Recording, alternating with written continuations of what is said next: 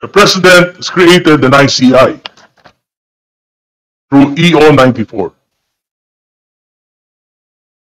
Investigate and prosecute corruption in infrastructure. Pero, kita po natin sa mga nagdaang isandaang araw, pulang na pulang po ang kanilang kapangyarihan.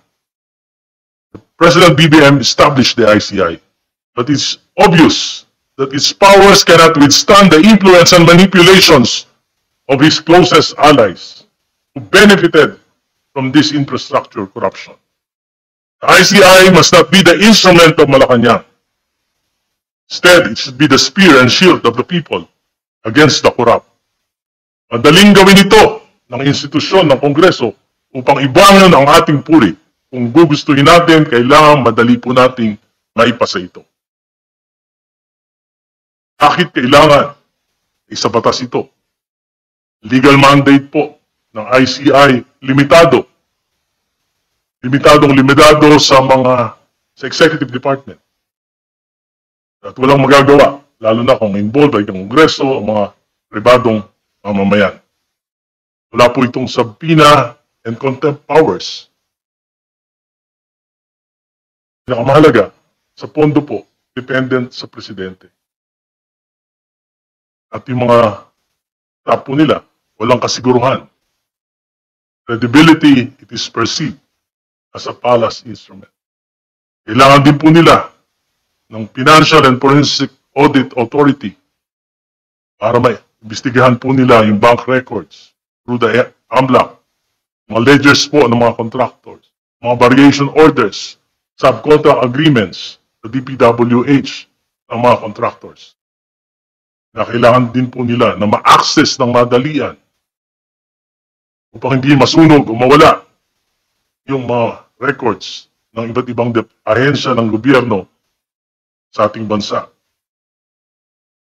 At kailangan po nila ng authority to freeze further payments or plug anomalous projects. Kailangan din po nila na mabigyan ng sapat na proteksyon yung magiging witness ng ICI.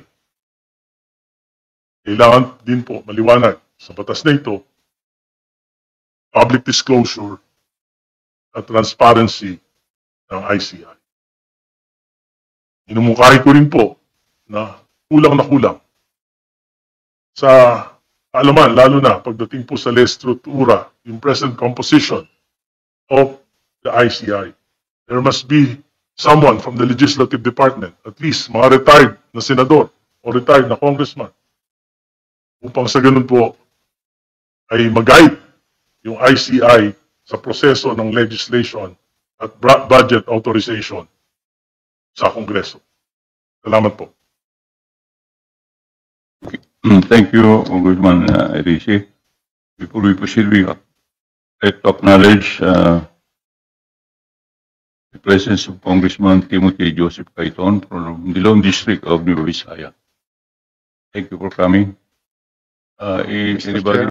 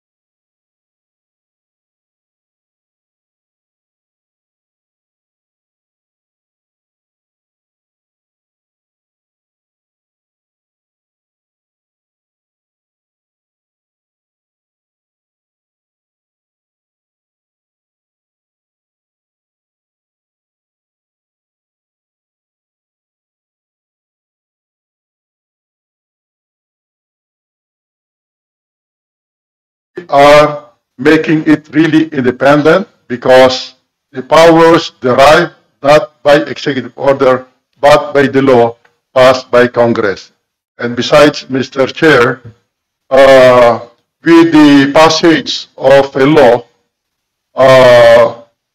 creating this ICI, will be giving them the necessary funding for this ICI to be effective and successful in its mission in the investigation of the corruption in infrastructure projects. For this purpose, Mr. Chair, I respectfully urge the support of this august chamber for the swift passage of House Bill number 4453. Thank you, Mr. Chair. Thank you, Congressman Personally. Any other author of House Bill 4453? Congressman Marcoleta, you are recognized. Thank you, Mr. Chair. May I be allowed to deliver my sponsorship remarks? Thank you, Mr. Chair. In more than 3 months since the issue on ghost flood control projects made national news, it bears recognizing that substantial milestones have come up from all our legislative hearings and briefings. For one, we have encouraged a more meticulous scrutiny of the items for the 2026 General Appropriations Act. Another is that many pieces of information on corruption and on the thievery of the people's funds among fellow public officials have been revealed to the public. However, what has been done to and with these pieces of information so far remains to be seen. As of November 4, 2025, the Independent Commission for Infrastructure has made 4 recommendations to the Ombudsman for the investigation of anomalous projects. The proceedings that resulted in these 4 recommendations have been kept private, leaving the public in the dark as to the whole process. Noong mga nakaraang linggo po, sabi po ng ICI ay isa sa publiko po nila ang kanilang mga hearings, pero magpahanggang sa ngayon ay wala pa rin po akong hearing na nasasaksihan na galing po sa kanila. And these recommendations for investigations have remained what they are so far. Rekomendasyon pa rin at mga orders for submissions of counter affidavits that are being refused acceptance. Parang ginagamit lang mga legal tactics para mapatagal na makatakas ang mga nararapat na patawag na. Panay tayo issue ng subpoena, ngunit dahil ito hindi tinatanggap, nananatiling at large pa rin yung mga dapat ipatawag. Samantalang napakarami ng mga overseas Filipinos namamataan na yung mga tao, nalalaman, tinuturo sa atin kung saan namamalagi ang mga dapat pauwiin pero wala pa rin tayong ginagawa. Alam nila kung saan yung hotel na namamalagi. Sabi nila, Centro Canalejas de Madrid. Pero hanggang ngayon, hindi pa rin natin napapauwi yung mga taong yun. While we understand the constitutional protection of being innocent until proven guilty beyond absolute doubt, the people demand for accountability. This call for accountability is not a mere public sentiment that we as leaders just acknowledge. It is a challenge and duty embodied in the Constitution's Article 11 in all its 18 sections. Public office is a public trust. Public officers and employees must at all times be accountable to the people, serve them with utmost responsibility, integrity, loyalty, and efficiency, act with patriotism and justice, and lead modest lives. Ilang beses na po paulit-ulit na nababanggit ang mga pangalan sa nakaraang 3 buwan. Paulit-ulit na rin na sumisigaw ang mga tao, kailan meron makukulong, kailan mananagot ang mga salarin na ito. We thank the ICI for all their service since their establishment in September. However, it has to be asked, kapag natapos na ang mga rekomendasyon ng ICI, ano po mangyayari sa komisyon na yan? Ito po ba'y mabubuwag na pagkatapos ng mga rekomendasyon? At ano po ang recourse ng komisyon na ito now that some personalities publicly called out for involvement have merely left the country and refused to cooperate?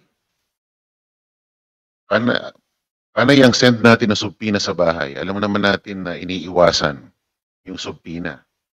At alam na natin, natunto na natin kung nasan siya ngayon. Ano pa ang mga susunod na hakbang na dapat nating tahakin? Hantay na lang ba natin sila? At wala tayong gagawin. Continuity and reliability as well as the power to enforce compliance with the legal procedure are just some of the many needs House Bill number 44536 to address in the institutional fight against infrastructure corruption. We have to beat the allegations that the responsibility for justice has befallen upon the will of some people, instead of emanating from the people. Ibalik natin sa tao ang kapangyarihan ng hustisya at integridad. Sabi nila, baka naman nawe-weaponize lang itong komisyon nito para habulin ng mga kalaban. Yung mga investigasyon, napupunta raw sa Davao. Wala naman flood control doon. Samantalang may mga flood control project sa Bicol.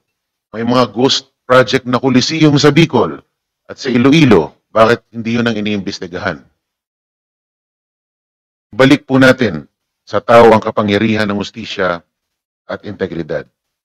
Again, we thank the Committee on Reorganization under the leadership of Congressman Plato for heeding our call and scheduling our House bills as soon as it did. Thank you as well to our resource persons.